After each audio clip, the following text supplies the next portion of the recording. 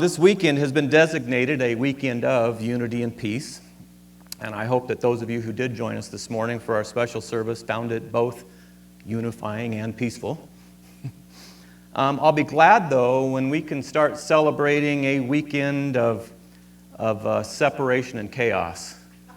I'm really looking forward to that, because when we do that, it'll be a weekend once a year that we can remember what it used to be when we lived in separation and chaos.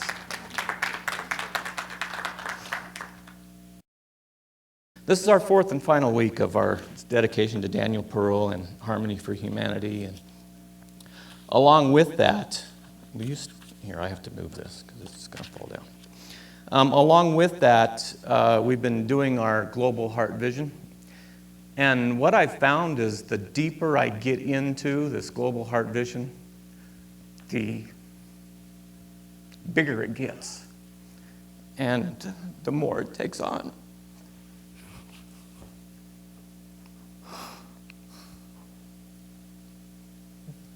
I'm not normally this bad, but this has been a really powerful thing for me. So anyway, this is our fourth week, and we're going to introduce the final part of it. It actually came off the wall. It wanted to be up in front, I think, so it fell down, said, put me up here. But let's review up to this point. Our Global Heart Vision reads, a world providing homes to all. A world filled with loving kindness, peace, and food for every soul. A world holding the consciousness that we are truly all connected and joined in love. A world in which resources are shared generously and forgiveness is the norm. A world in which borders are irrelevant and beauty and nature and love are expressed everywhere.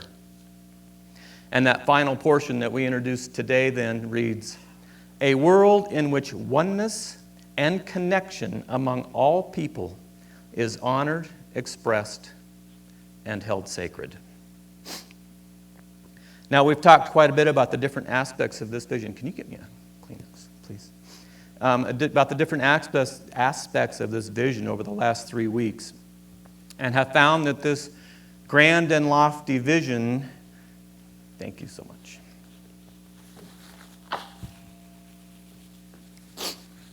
is not only a possibility, but in reality, it's inevitable. It's an inevitable outcome when the consciousness of humankind recognizes its oneness and its unity. When we at last come to the same understanding that all the great mystics through the ages have taught, that we are all connected, we all have a common bond in spirit, then we will see this great global heart vision unfold and become the new paradigm from which the whole world operates. But there's really only one way to see this vision through, to see the manifestation of this great ideal, and that's for each and every one of us to be the change we wish to see. And that then is the title and focus of today's message, being the change. My 2 younger children were blessed to go to a high school that would be termed as alternative. It was part of the public school system, but their philosophy was very different than the rest of the district. The school had 2 basic mottos that they really put out for those kids. The first was to become a lifelong learner. The second was to be the change you wish to see in the world. Be the change you wish to see in the world. What a different perspective that we're teaching our kids. Be the change. So how do we do that? How do we be the change? Well, I'd like to talk about 2 different aspects of this very important concept this morning. The concept of being the change is really pretty foreign to most of us. It sounds easy, but the problem is that most of us have no idea what it really means. You see, we've been taught something very different. Our culture, and therefore our race consciousness, is very contrary to this idea of being the change. You see, we've been taught to make change. We've been taught to create change. We've been taught to manipulate and alter our situation or circumstances until we see something different or we get different results. If we're feeling a sense of lack in our lives, our answer is to make more money, or maybe to make sacrifices so that we can get by with what we have. Or if we're feeling shortchanged in our relationship somehow, our answer is to make our partner recognize their faults, or make them recognize what they're doing to hurt me, or what they're not doing to fulfill my needs. We want to make them change. Or maybe we make changes in our environment in an attempt to solve this issue. So maybe if we move to this new house, or maybe if we have a child, or maybe if we go on vacation, we're always trying to make something happen. Whenever we have a problem and we want to change it, what's really the first question we always ask? It's, what do I need to do? What do I need to do? What do I need to do to fix this problem? Our answer is always, almost always, do something. Do something. We rarely, if ever, ask, what do I need to be? What do I need to be to no longer experience that I'm experiencing? We've always been taught to do. We don't really know how to be. And you see, okay, here's the deal. Whenever we attempt to manage our problems and difficulties out here, we're attempting to manipulate and alter effects by using effects. The things, the conditions, the affairs, our life out here is all effect. It's all the result of our inner consciousness. Everything we see and experience out here is a reflection or a duplicate of what's in here. Our outer world of action and events is an outpicturing of our inner beliefs and attitudes. Jesus said, "It is done unto you as you believe." Whatever beliefs fill our inner being, we are going to be reflected in our outer world. All of life is lived from the inside out. So the answer to all of our problems can all be found in the same place, right here, within our own being. If we're not happy in our relationship, the answer is not to get our partner to change. The answer is not to change our environment. The answer is making changes within ourselves. The answer is to be the change. Now, this doesn't mean that environment out there might not change. It might. Our partner may very well change.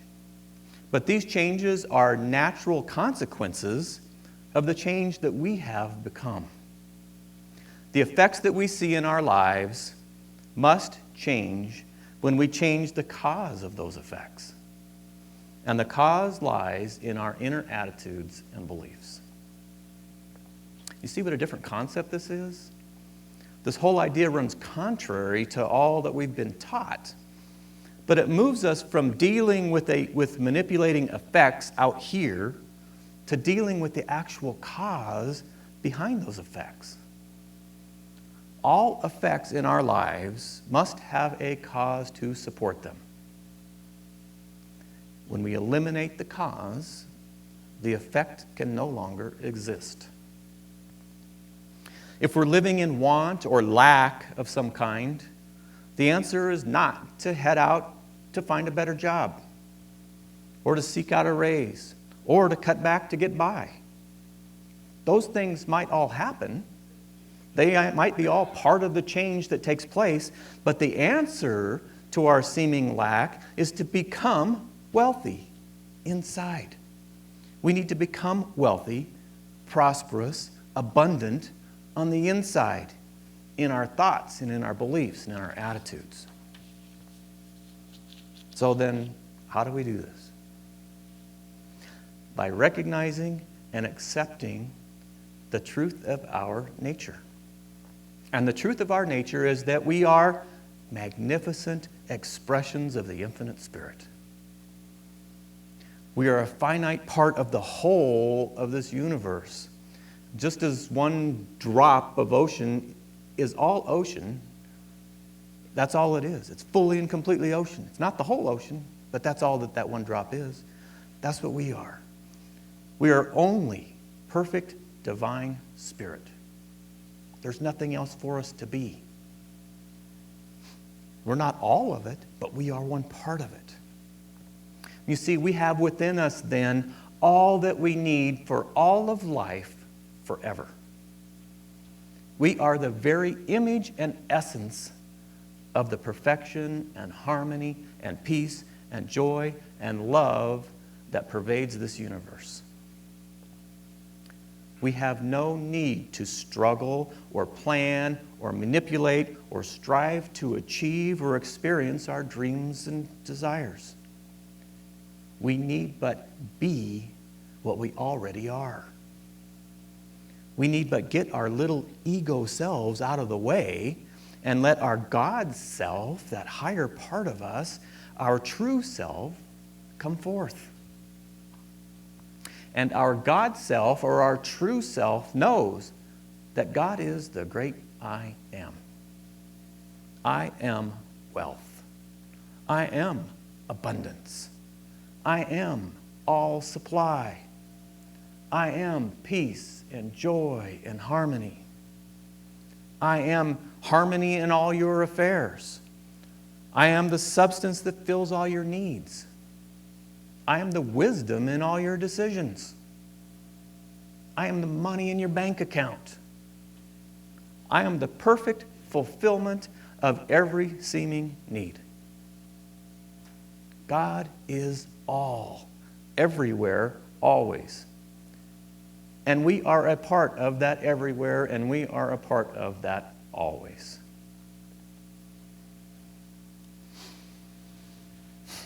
All that Spirit is ours. All that Spirit has is ours.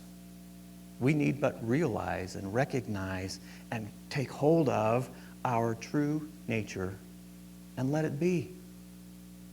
Be who we are. So, how do we be the change when it comes to our global heart vision, since that's what we've been talking about? Well, the first thing I came up with is that it requires us to not only recognize and understand our own divinity, that which we were just speaking of, but also the divinity of every other living soul. When we come to recognize that all is God, that we're all part of the divine, it leaves no room for seeing others as less than. It leaves no room for seeing others as inferior in any way. No matter the color, no matter the nationality, no matter the religion, no matter their station in life or their gender or their sexual orientation. It leaves no room for hate. It leaves no room for enemies. It leaves no room for withholding our resources or our kindness or our love. It leaves no room for unforgiveness. What it does leave space for is a world where oneness and connection is honored, expressed, and held sacred among all people. It leaves only space for a world where nature and beauty are expressed everywhere. Wow. What a world that would be, huh? But the only way it can come about is for each of us to be the change. It must all begin within our own being.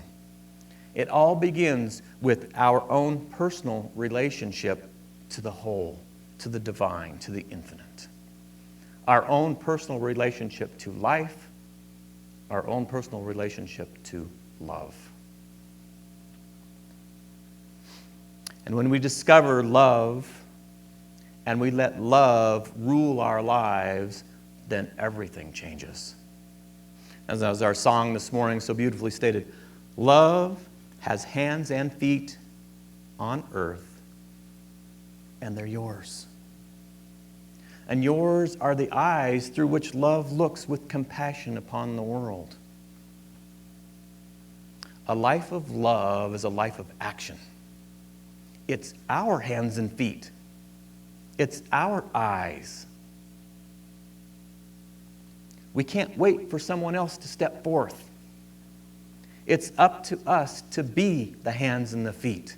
It's up to us to be the eyes and the ears of love. It's up to us to be the change we want to see in the world. So I want to take a few minutes here and share with you a few facts and figures that I learned as I was preparing for this message. I really debated about this, but Spirit said, do it. Most of these aren't real pleasant to listen to, but I think it's important that we understand them. They send a powerful message to me, a very emotional message to me, and they sure make me want to be the change that I need to be.